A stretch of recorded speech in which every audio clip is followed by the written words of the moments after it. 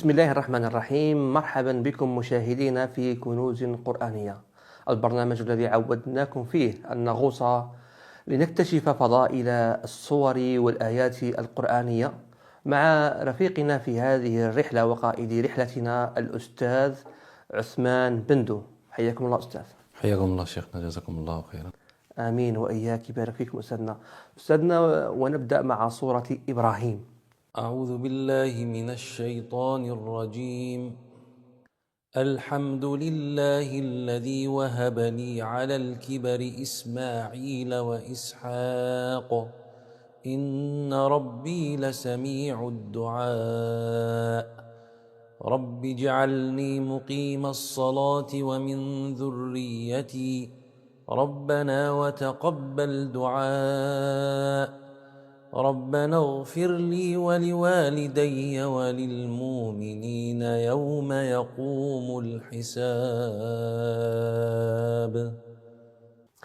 شيخنا، سورة إبراهيم هذه السورة المكية التي ذكرنا سابقا أنها أبكت النبي صلى الله عليه وسلم، لو تكلمنا عنها.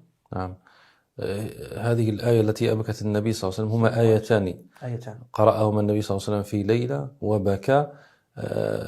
دعاء سيدنا إبراهيم عليه السلام: رب إنهن أضللن كثيرا من الناس فمن تبعني فإنه مني ومن عصاني فإنك غفور رحيم. هذه التي في سورة إبراهيم. وفي سورة المائدة قول سيدنا عيسى عليه السلام: إن تعذبهم فإنهم عبادك وإن تغفر لهم فإنك أنت العزيز الحكيم. فالنبي صلى الله عليه وسلم رفع يديه إلى السماء وقال: يا رب أمتي أمتي، وبكى إشفاقا على أمته أن تدخل النار.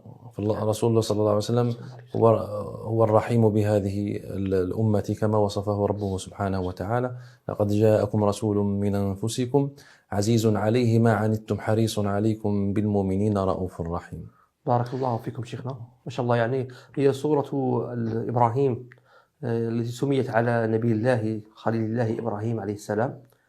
والآية العظيمة هذه جيد أن الإنسان لما يقرأ السورة هذه يقف هنا عند هذه الآيات، يتفكر في حب النبي صلى الله عليه وسلم لنا وبكائه علينا.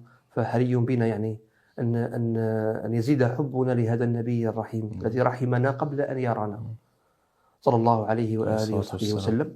ننتقل شيخنا لسورة جديدة نستخرج بعض كنوزها، وهي سورة الرعد. أعوذ بالله من الشيطان الرجيم. أفمن يعلم أنما أنزل إليك من ربك الحق كمن هو أعمى إنما يتذكر أولو الألباب الذين يوفون بعهد الله ولا ينقضون الميثاق والذين يصلون ما أمر الله به أن يوصل ويخشون ربهم ويخافون سوء الحساب والذين صبروا ابتغاء وجه ربهم وأقاموا الصلاة وأنفقوا مما رزقناهم سرا وعلانية ويدرؤون بالحسنة السيئة أولئك لهم عقبى الدار جنات عدن يدخلونها ومن صلح من آبائهم وأزواجهم وذرياتهم والملائكة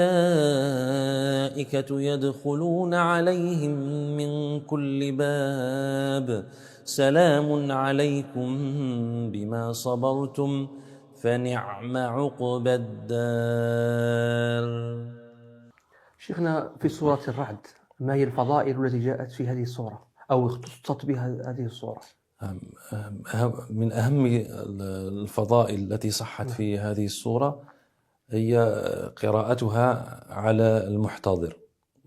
نعم، قراءتها على المحتضر. قالوا إن ذلك مما يخفف عنه. سبحان الله، الإنسان في حال الاحتضار نعم يعني يستحب قراءتها عليه. نعم، فيخفف عنه ما يجده من حال خروج الروح ووسوسة الشيطان وغيره. نعم. ذلك يخفف عنه سكرات الموت ويبعد عنه وساوس الشيطان. وقيل في رواية أخرى فإنه أيسر لقبضه وأيسر لشأنه. نعم، أيسر لقبضه وأيسر، وكله يدخل في نفس المعنى الذي ذكرنا من تخفيف سكرات الموت والثبات على شهادة أن لا إله إلا الله محمد رسول الله. آمين. نسأل الله لنا ولكم وشيخنا وللمشاهدين أن يثبتنا عند آمين. خروج الروح يا رب. جزاكم الله خيرا شيخنا. ننتقل إلى سورة النحل. أعوذ بالله من الشيطان الرجيم. إن الله يأمر بالعدل والإحسان وإيتاء ذي القربى وينهى عن الفحشاء والمنكر والبغي يعظكم لعلكم تذكرون. شيخنا، سورة النحل يعني من السور القرآنية التي جاءت فيها كنوز، واختياركم لهذه الآيات وراءه سر لو تطلعون عليه. تفضل شيخ. هو سر من حكاه سيدنا عبد الله بن مسعود رضي الله عنه، وكان من قراء الصحابة ومن فقهائهم، فقال أن أجمع آية في القرآن للخير وللشر هي الآية التي قرأنا. إن الله يأمر بالعدل والإحسان وإيتاء ذي القربى وينهى عن الفحشاء والمنكر والبغي يعظكم لعلكم تذكرون. أجمع آية للخير، الخير العدل والإحسان وإيتاء ذي القربى، والشر الفحشاء والمنكر والبغي. ولو أن الناس عملوا فقط بهذه الآية لكفتهم. سبحان الله. نعم. سبحان الله. بارك الله فيكم شيخنا. كل شيء يعني مبني على العدل. نعم. العدل يعني الأمن، يعني الاستقرار، صح. يعني كل واحد يدي حقه. نعم. والإحسان يعني الرحمة. نعم. وإيتاء ذي القربى، لأن الأسرة هي نواة المجتمع. الإنسان الذي يبر والديه ويعني يكون رفيقا مع زوجته وأولاده ويحسن إلى أقاربه، فإذا كان كل أسرة هكذا يعني متماسكة على متماسكة، الأمة تكون كلها سبحان الله متماسكة، المجتمع يكون متماسكا والأمة تكون متماسكة. ثم ينهى عن الفحشاء مصدر كل شر هي الفواحش. نعم. والإنسان لا يرضاها لنفسه، فكذلك ينبغي أن لا يرضاها لغيره. نعم.